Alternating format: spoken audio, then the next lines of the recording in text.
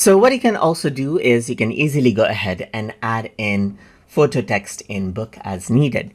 So to do that, let's say for example, I can go around over here onto this particular layout. Let's say for example, I got this photo right here that I can go ahead and rearrange as needed.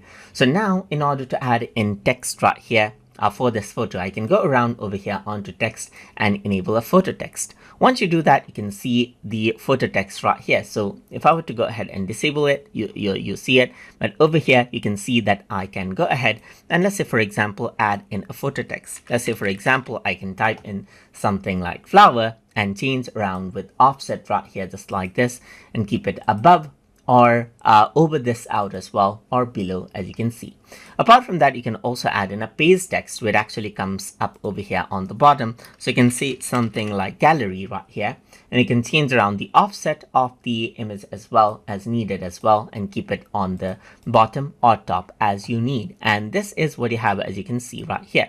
So you can see that this is what you have. You can also go ahead and zoom and change around the layout of the photo as you need, but you can see that this is how you can go ahead and add in text as needed. And that is how you can add in photo text in book inside of Adobe Lightroom Classic. So I hope you guys learned something as always. And as always, please like, comment, share, and subscribe.